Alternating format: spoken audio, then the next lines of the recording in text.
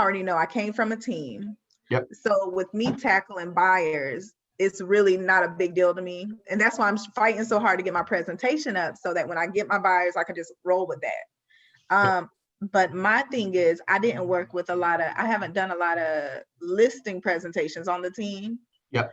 When I was on the team. So now it's like, I guess, what kind of system, and then I keep seeing this, y'all keep talking about a pre-list presentation. Yeah. I've never done a pre-list. I don't know what a pre-list is. Gotcha. So basically, so Heather, I got note of all that. What are you here for, Heather? Tell me what you're hoping to learn today. It's so funny. That's what I was going to ask, was the pre-listing, because I was confused about that too. Okay. So let's talk a little bit about the pre-list. I wasn't perfectly prepared to talk about this today, but let's go through. I've got my bold binder in front of me, and we can walk through some of this material together, okay? That is what you meant when you said systems, right? Because that's what I thought it meant, was that with like the word systems? What are you referring to when you say a that? system could be like a smart plan system for people after an open house, or what's your open house system, or what's your FSBO system, what's your financial system, that kind of thing. Okay. Okay, so here is a contents of what I would call a pre-listing package. Okay, and I actually am about to send you guys out the schedule. We're going to talk about this next Thursday, so you'll have already a heads up on this. Okay, and of course I want to talk about it now because this is something that you are essentially committing to doing, or hopefully committing to doing, and I don't want you to not have all the resources and tools you need. Okay, so one of the things that this kind of goes along with this idea of a pre-qualifying script. Okay, so it would sound something like this. Okay, you do this for all appointments. Okay, and these questions are on the intake sheets that I have in the Google Drive. Okay, so let's just say, for example, that you set the appointment. Okay, ideally we want to set the appointment for a day out. Mm-hmm. Right? In a perfect world, we wouldn't set the appointment for that moment because we want time to prepare and tweak the presentation and kind of get in the right mindset and all that, right? Maybe go look at a couple of the neighborhood homes that are active, that kind of thing. So you might call and say something to the effect of, let's say you set the appointment on a Monday for Wednesday, and on Tuesday, you call and say, hey, this is Bill Linkwald with Keller Williams Realty. I'm calling to confirm our appointment for Wednesday at 4 p.m. Does that time still work for you? Right? Mm-hmm. Before I come out to your house, there are a couple questions I need to ask you so I'm fully prepared. And you may, even if it's real short notice, as soon as you confirm the appointment or as soon as you set the appointment, you might say, I have a, so that I can, save you time and so that I can be as prepared as possible, I'd like to ask you a couple of questions. Do you have another couple of minutes, right? And then you have these either memorized or right next to you, so you're ready to ask them, right? So this kind of works in tandem with the pre-listing package, right? I'm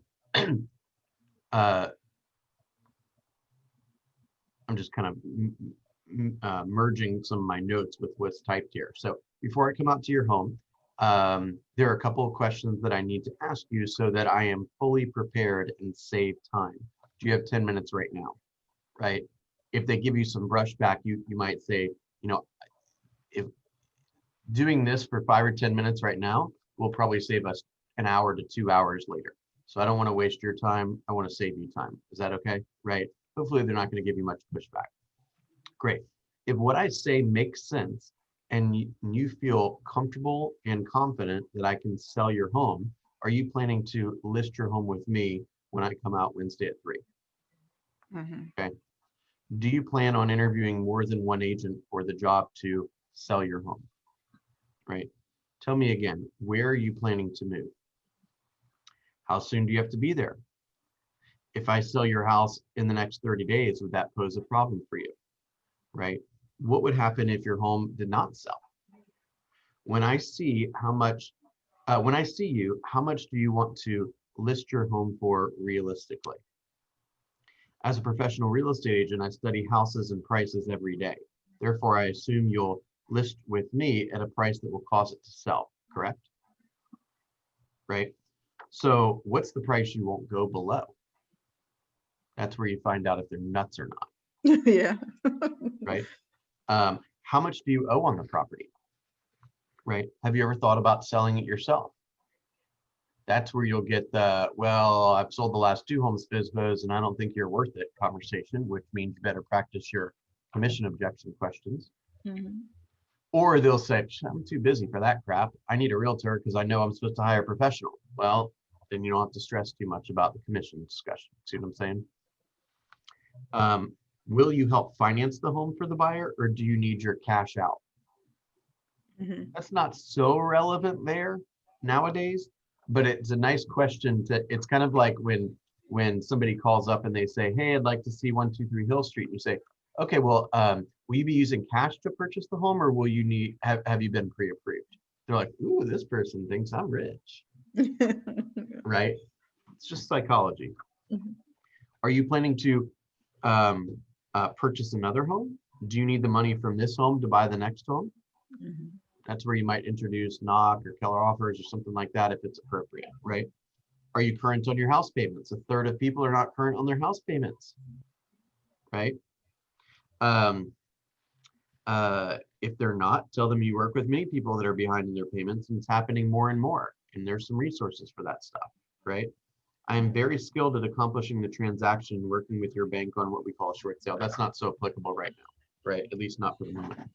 So then what we're doing is, will you quickly describe your home for me, right? How would you rate your house on a scale from 1 to 10? What would make it a 10? That's what we talked about yesterday, remember? Is there anything positive or negative about your house that could affect the price, right? That's a nice way of saying, do you still have wallpaper? Or like, are the gutters attached to the house?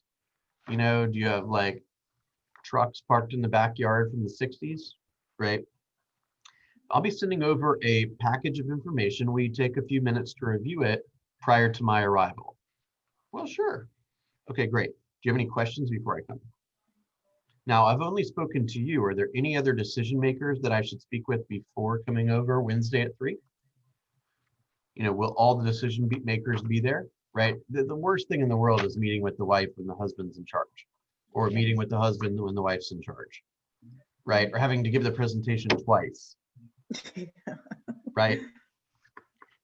Great. So I look forward to seeing you Wednesday at 3 o'clock. Have a wonderful day. See what I'm saying? Mhm. So once you get through that stuff, you know basically what the objections are going to be. You know whether the person's crazy or crazy, but still willing, you're still willing to work with them, right? Mhm. And you set them up to receive a pre-listing package. Follow me so far? Mhm. Okay. Those are, we have those in a slightly different format. So I'm going to make that a little easier for you guys to digest. Okay. So I'll post a little simpler version of the pre-qualification script. Okay. So next, the pre-listing package should have the following things in it. Okay. Your resume. Okay. Your resume. You are applying for a job, right? I mean, I'm not talking about like, you know, hey, I flipped burgers when I was 17 at McDonald's. I'm talking about, you know, what have you done professionally to make an impact on the community, right? Where is your level of experience, right? Mhm. Your unique selling proposition, right? What makes you different, right? What to ask when interviewing other agents. So you might have some questions about that. 47 ways to make your home sell faster, which is some discussion on staging, right? Preempt that a little bit. What our clients say about us, have some testimonials, right? Meet the team. If there's a team, hey, this person works for the admin, this person's on marketing, this person answers the phone. If not, your team could be your team leader, your productivity coach, your market center staff, could be your lender, it could be your contractor, right? That kind of stuff. Any evidence of successes, maybe some houses that you have sold, if that's applicable, right? Any property disclosure statements, right? So you can send them the community association disclosure statement, seller's property disclosure statement. Say, hey, you may want to review this and begin filling them out if you'd like. So what happens if you show up at the appointment and the thing's already filled out? You're like, nice. Yeah. See what I'm saying? Okay. Please have a checklist, right? Please have the following things available when we meet: an extra key for your home, all the disclosures completed, a description of your house with all the items you'd like to have featured in your brochure, any surveys or improvements that you've made, right? And any closing documents or loan papers since you purchased the home. What you're basically trying to figure out is like, how organized are they? Like, these are all kind of assumptive closes. Like, are they, if they like, they're like, well, you know, they call you at night. They're like, hey, Heather, just want to let you know that all 17 items on the checklist are done. I'm looking forward to seeing you at 3. You're like, nice. Who else do you know? Right. But if you show up and they're like, oh yeah, hey honey, did you look at that? Oh no, I didn't look at it. Like, no big deal. We can talk about it right now. See what I'm saying? Okay. What not to include in the pre-listing package? Do not include your blank marketing plan in the pre-listing package. Okay. Right, not the detailed one. You can give some rough ideas of like social media, retargeting, how often you prospect, when you host open houses, what website it's going to be on, that kind of stuff. Puffery about the agent. They don't really give a damn about you that much. Okay. No features that are not a benefit to the seller. Right. Absolutely key pieces. Market statistics, testimonials, a little bit, maybe a couple of examples of homes you've sold, just so they kind of understand. Oh, you know, for example, like if you've sold a bunch of luxury property and you're in a $200,000 condo, they're gonna be like, is this the right person? Or if you sold a bunch of $200,000 condos and you're in a luxury property interviewing for the job to sell their home, they're like, am I in front of the right person? Right. So you might want to have like a few examples of, you know, like you know, maybe something in the 2s, something in the 3s, something in the 4s, that kind of thing. Okay. What do you guys think about that? Oh, and of course your value proposition, right? Why would you hire me? Then you walk in the door, they've already got an understanding of your marketing package. Quite frankly, they're blown away because they've never seen anything like a pre-listing package, right? You could email it to them, or if it's nearby, I might even say, I will be dropping off a pre-listing package. Or you don't want to necessarily call it a pre-listing package, but you would call it a, what did this exactly say? A package of information, right? Pre-listing package, what we say behind the scenes, right? I'll be dropping off a package of information for you, right? You put it in a nice little envelope, maybe even have a little sticker on it or something like that. Tie a little bow on it, drop it at their front door, take a picture of it, text it to them. Just left this for you. Excited to meet you tomorrow. You're just showing them what you do, right? You're taking it up another notch. Make sense? You're giving them a clue as to what working with you might be. Then you show up and you bring them a little gift, right? You might say, hey, I'm running a little early. I'm gonna swing by and grab a cup of coffee. Do you want something while I'm there? Yeah, I'll take a tall caramel macchiato. Awesome. I love caramel macchiatos. See what I'm saying? Yeah. You show up and you got a cup of coffee. You're like, here, let's sit down. And they're like, matter of fact, we just made an extra cup, a key for you, Heather. You're as nice as you sounded like on the phone. Let's work together. You You see what I'm saying? So Darlene, tell me, what did you hear there? What did your team member do anything like this, or were you even privy to kind of what they were doing on the seller side? On the seller side, right before I left, he was about to start training me for sales. I know with us, when we were, really with the seller side, I didn't do much with that. Okay. But I know with my appointments, I would, I know it was all about building the rapport, of course. That was like I like the Zoom appointments, so I would be pretty okay with those, with getting buyers and stuff to sign online and everything, get everything taken care of via Zoom. Guys, hang on just 1 second. I'm gonna send this to my assistant so I can get her to be putting this in a Google Doc for you guys, so I can share it with you guys and with everyone else.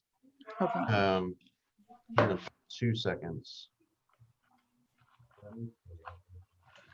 Okay. Can you create a Google Doc with these pages? Okay. You were just about to start getting trained on the listing side. Is that what you're saying? Yes. Mm-hmm. Okay. What do you think about the approach we just described? As far as sending now all that's good. Like I said, I have more experience with the buyer side, but I know with sending videos, thanking them for our appointment and signing and congratulating them and getting the process started towards pre-approval. I would send out videos after our meetings. Yep. And stuff like that. So that kind of stuff I'm already kind of adapt to doing. It's just now I have to pick up my clients and get back a pipeline. Gotcha. Beautiful. How did your I'm just looking, since it's just the two of you guys. I didn't update my numbers yet. Is that what you're looking at? Yep. Okay, yeah, I haven't updated my numbers yet. All right, well, I'm But excited because you got a goal to set 5 appointments, hold 3, take 2. I know, Lord, I did that. 138 contacts. Man, put up a triple digit number for me. Heather, did you do your bold 75 yesterday? I did, but it turned into like the bold. Where's my numbers? So I made a crap ton of phone calls, but I only talked to, I think, oh, here we go, 28 actual people. And then I made one appointment that was this morning at 10, and I called her and it was supposed to be a phone appointment and she didn't answer. So I'm going to try to get her again today. And the reason she took the house off the market was because of COVID. So we were supposed to talk about knock and everything. So I don't know why. Okay. Well, you already hold an appointment for next week. Okay, so the numbers you put up there are the ones that include everything you just described, right? Yeah. All right, cool. Cool. What does that kind of help you understand your system for pre-listing package? It just gives you a lot of things to some general concepts. So you say like market statistics. What market statistics? It might depend, right? You don't necessarily want to put something out there that is, you have to be careful because you don't want to say like, okay, well, 40% of homes are selling at or above list price. Well, they're like, well, shit, maybe I don't need to hire this person. Yeah. I'll just sell it myself, right? Mm-hmm. You might say, hey, look, this is what happens if you don't price it correctly. And this is what happens when you do. Mm-hmm. Don't go at this by yourself now. You see what I'm saying? Mm-hmm. What other topics you guys want to cover?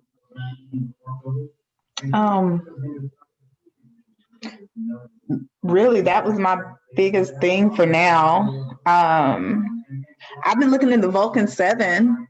I'm about to tackle that pretty. I plan on doing that pretty heavy. That's my objective right now, because my Facebook ads aren't even real. This week they haven't done anything. I know I've gotten like 14,000 impressions, but not a single call or not a single click through. Yeah, people aren't. I don't know what's going on with Facebook, because normally I have at least a few, but I don't have anything this week. Okay. And yeah, I'm experimenting a little bit with that. What's that, Heather? I said I actually started a test with Facebook. So I made an ad directly on Facebook, a paid ad directly on Facebook, advertising the knock.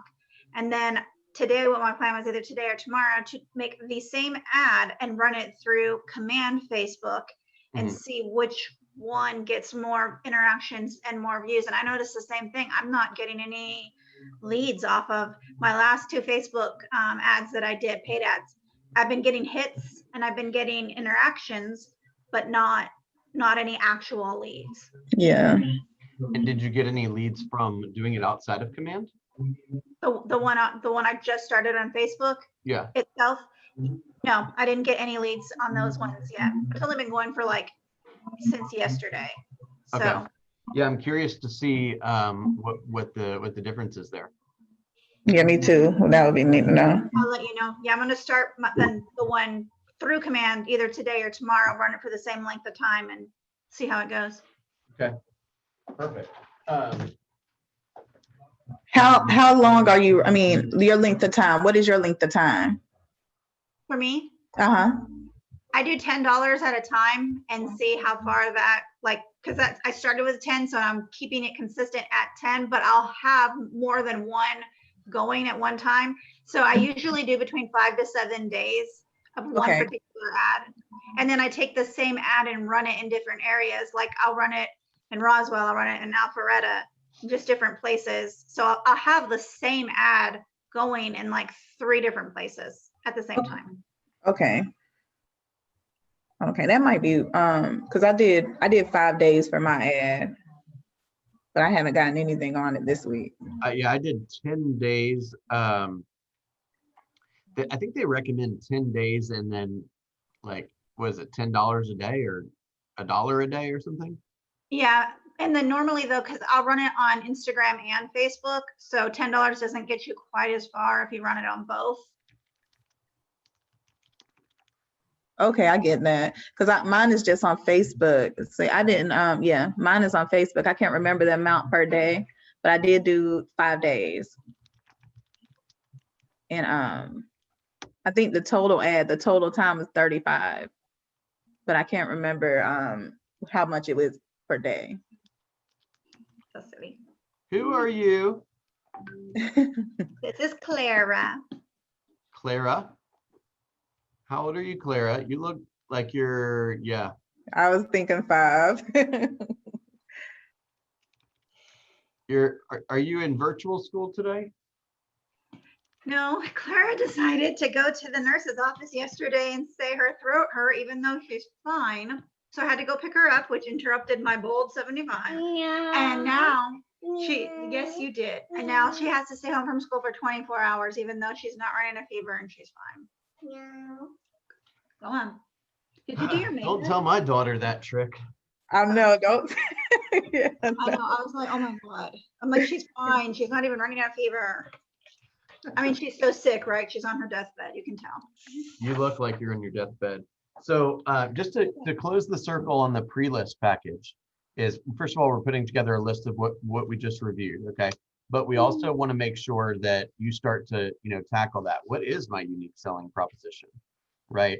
If it's not my previous sales, whose sales can I, how do I show evidence of success in the limited amount of work I've done? It's not like the seller doesn't know like what I say should be in the pre-listing package and then compare that to yours, right? So if you were to leave out like a list of homes that you've sold, they wouldn't be like, well, Bill, their productivity coach, Bill, said they needed a sheet in there, page 6, with homes that they sold, and this person didn't put the homes that they sold, so they must not have sold any homes. They don't know. It's just if you've got something to share it. See what I'm saying? You could put something like, hey, the average, the office that I'm a part of is the largest real estate office in Roswell, and we sell homes for X percentage higher than the average agent, and we sell homes at this percentage of list price where the average agent does this percentage. Does that make sense? it does. Okay. Cool. What else?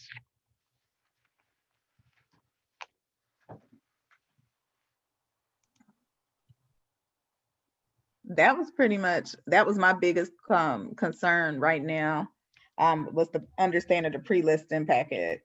Heather? Only because it seems like it's just been mentioned a lot. So, and I didn't know what it was. I just wanted the details of it. Yeah, it's basically it's really a pre-listing package. It's a package of information designed to shorten your appointment, separate yourself from the competition, and promote your professionalism and preparedness. Okay. And yeah, but that was it. That was my biggest thing today. Cool. How can I help you, Heather? Anything? So question, and I think we probably covered this before, but I don't remember. And since we were talking about the marketing and the ads, so would you have like a rough estimate of, say you do sell and your bring home is 100,000, that's what you make that year. What is the amount that a person would have to spend projectively on marketing to equal that? Great question. So there is a there is an example of a budget model. So I'll show you this real fast. Can I pull up your MREA2 document? Yeah, that's fine. All right. How are you getting to that? Because I was trying to get it to it last night, and I don't know if I wasn't signed in right, but You probably do need to be signed in. Did you?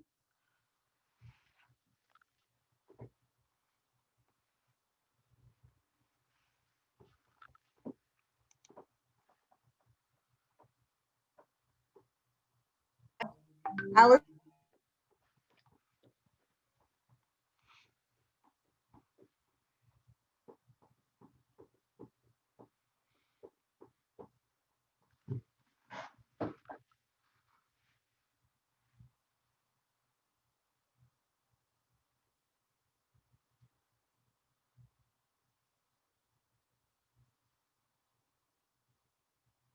thinking we can't even hear him or anything now. He's really. Hang on, I think I'm getting closer to being able to share. Okay. I could hear you, but you're frozen. Oh, and you're moving now. You're good.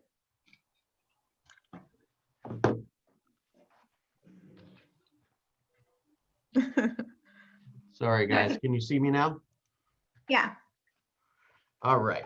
So if you go to, everyone has this in their MREA2, although we haven't played around with it a ton, is this budget model thing here, okay? Which is basically best practices as your business is growing. So for example, let me make sure that, yeah, so I've got a lot of, kind of extra tabs that I've been playing around with. Let me just look at one other to make sure I've got the cleanest one to show you. Give me just 1 second.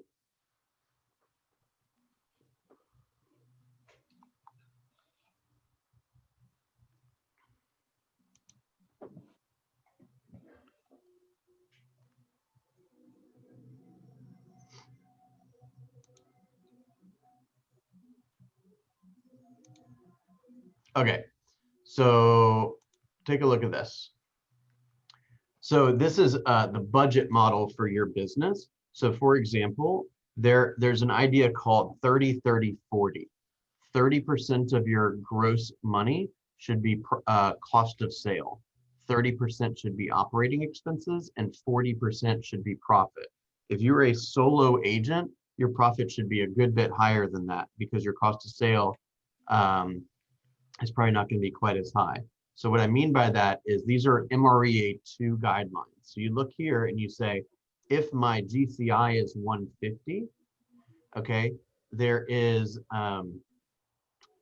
cost of sale, okay, which is going to be the 15,000 you pay to the office, the 3,000 you pay to Keller Williams International, the fee for productivity coaching, and the FMLS fees that you have to pay, okay, and basically at the typical averages, you're looking at basically 30% of the gross commission income. Okay. Then what they do is they separate out the expenses. The expenses they have here are like 5.6% for salaries and benefits, 2.2% for professional services, 3.4% for listings management, 7.8% for prospecting / marketing, right? Your lead generation total, combining these two, would be 11.2. Then you've got some other things like coaching, occupancy, supplies, communication and tech, automobile, insurance, etc.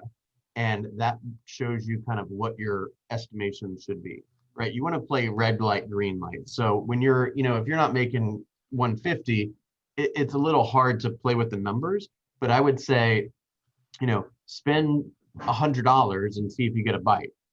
If it's starting to work, spend $200, but lead with revenue.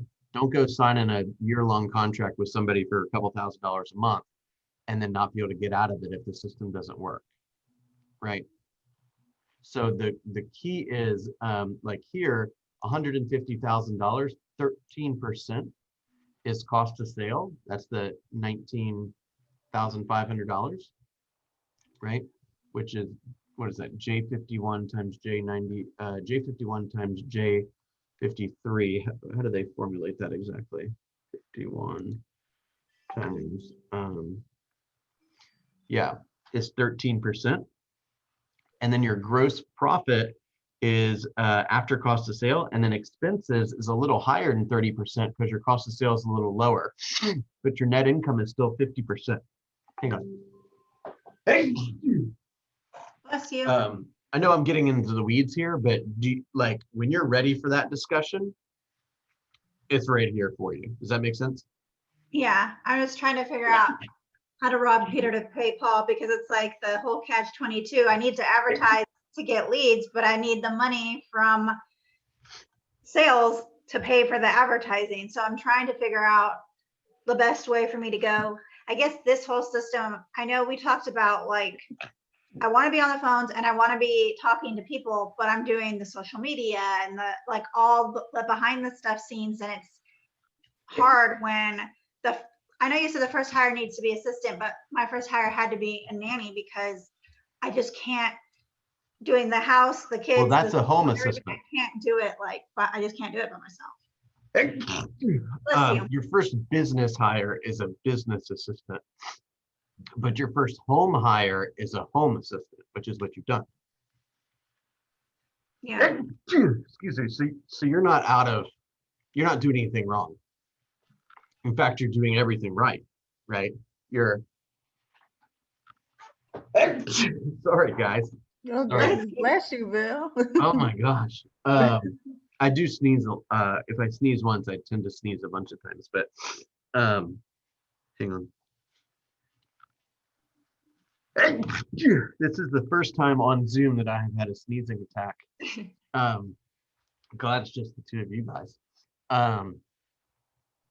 So you're doing it right? You're saying. Bless you. Something that I can get for free, right? I'm making the phone calls. I'm using my time. Here's something that I'm going to supplement to experiment with for $50 here, $100 there, right? Right. If you're making $100 grand a year, that's small. Hang on. Bless you again. Oh my goodness. One second. My oldest daughter, she's 18. She's like that too. If she sneezes once, we're like, see you in 20 minutes, because she'll just. One time we were driving and she sneezed one time, and I'm like, who the hell are you? Get out. Are you new to Keller Williams? I am. I'm a new agent. I started with Keller Williams. I want to say in like the end of July, end of June, beginning of July. Okay.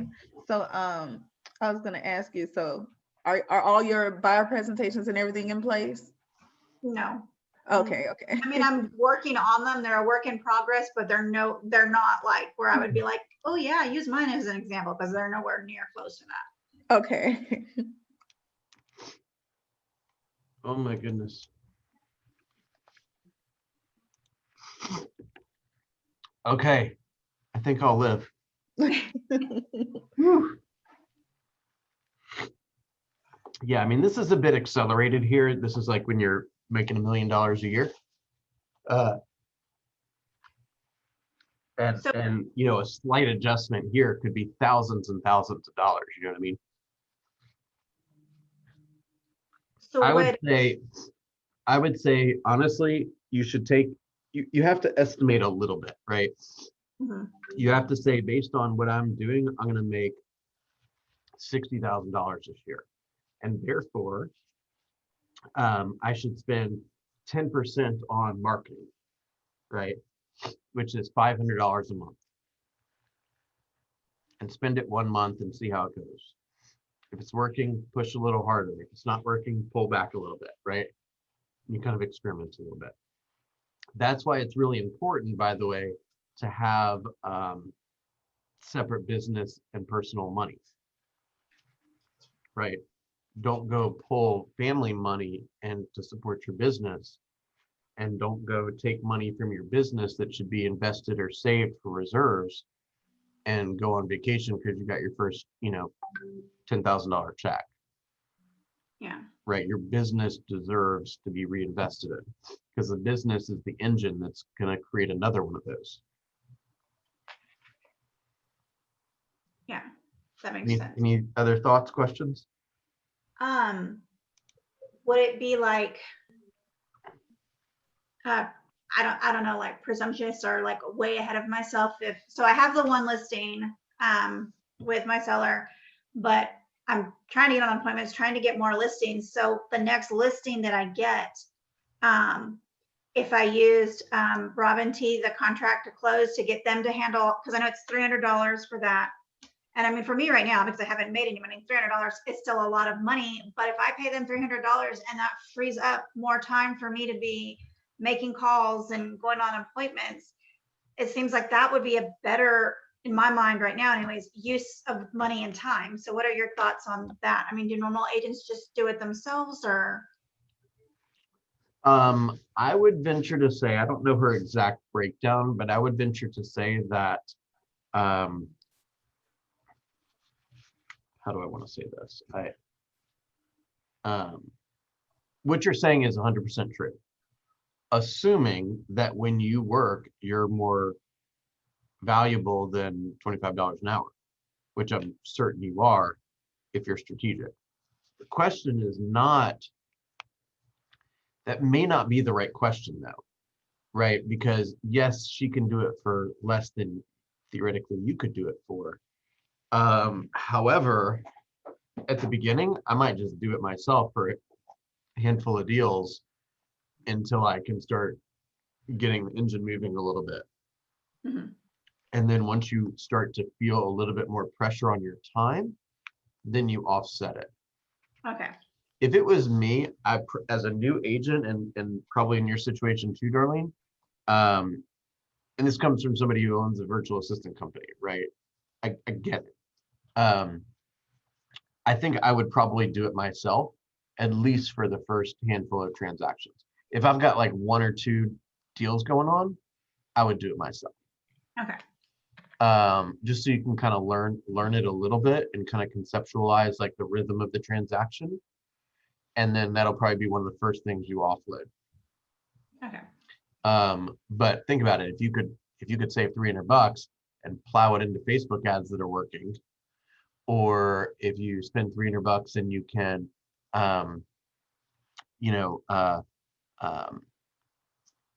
hire a nanny to watch your kids while you go make more calls or something, or go on showings, is probably money better spent.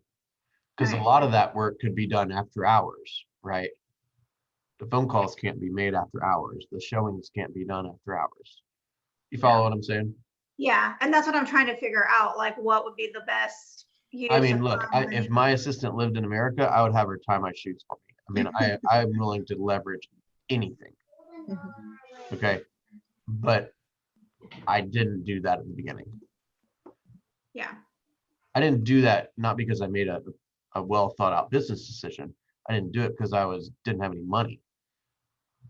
Like you guys have this isn't about me, but I mean, I've got some pretty ridiculously funny stories about having no money.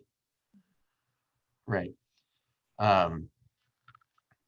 Yeah, I think that if it was me right now, I would probably not be spending the money on that. We're in the middle of a global pandemic. Now you're making, 75, 80, 100 grand a year, 100%. If you haven't had a sale yet, or you've had 1 or 2 sales, I don't think I'd do it right now. It's just my personal opinion. Okay, no, that's what I wanted to know, because and always like be blunt with me, like just, don't worry about like sugarcoating things, because I'm much better at like just hearing and taking, and even if it hurts my feelings, I would rather know and have my feelings hurt now than make a huge mistake that I'm going to be paying for later. Does that make sense? 100%. And that is what my tendency is to say it to you directly. And if I happen to offend you at any time, I'll pre-apologize right now. Really hard to offend. It's fine. Yeah, look, I started this business when the market was terrible. And so I might have a slightly different viewpoint on how to spend money and when to spend money, right? I mean, my first office, if you will, like when I bought my little condo in the height of the real estate market, I couldn't afford internet. So I stole my neighbor's internet. The only place I could get it was sitting on the toilet. So I pulled up my desk that I made in 7th grade shop class, and I sat in the toilet and I made my calls there. I mean, like, I wasn't going back. This was my gig. This is how I was going to make money. You know what I mean? Yeah. And I wasn't going to spend money on things I could do myself. Now, that stubbornness caused me to wait probably too long to hire help. But that's just the way I did it. Yeah. All right. Anything else? I'm good, I think. Okay. Thank you guys for everything you're doing, and have a wonderful day. Thank All you, right, Bill. thank you, Bill. Thank you so All much. right. Talking to you, Darlene. You Bye-bye. too.